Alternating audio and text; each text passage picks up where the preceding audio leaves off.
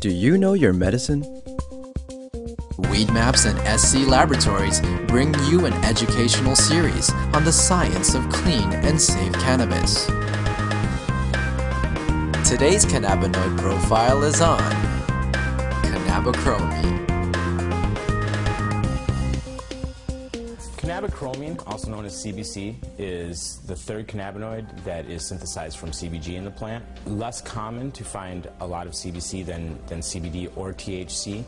And it's been found to have anti-inflammatory properties as well as analgesic, meaning pain-killing properties, although a little bit weaker than THC. It's also been found to have antifungal effects and antibacterial effects. In lab studies with rodents, to have anti-tumor effects, meaning it kills cancer cells.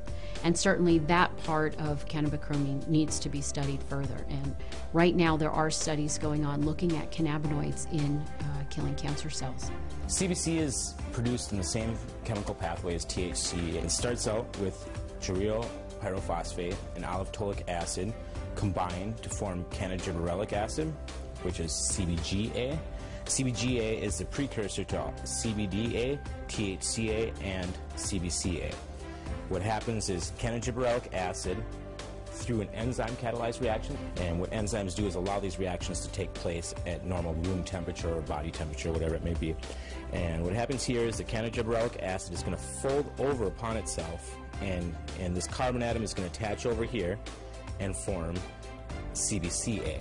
And what makes it an acid is this carboxylic acid group that's attached to it.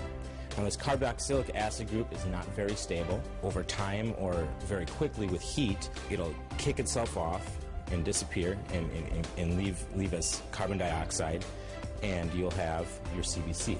Another interesting thing about cannabichromene is it appears to inhibit the uptake of anandamide, which prolongs its life in the body, prolonging its effects. And we know anandamide has very good effects because it binds at the same receptors that the cannabinoids bind to. Cannabichromene has also been found to have antidepressant properties. Here we have a three-dimensional representation of CBC. We have the two rings. The black balls represent carbon atoms. The red balls represent oxygen atoms, and the white balls are hydrogens that are attached to each. The structure is quite a bit different, as I said, than THC or CBD. We don't have that folding in, and the ring structure is much different. But it's the same amount of carbon and hydrogen and oxygen atoms. It's just rearranged differently. Bonds are placed in different areas. Patients normally don't use CBC to determine their medication. They're really looking more at THC, CBD, and CBN. But we do know that this cannabinoid has many benefits and certainly warrants much more study.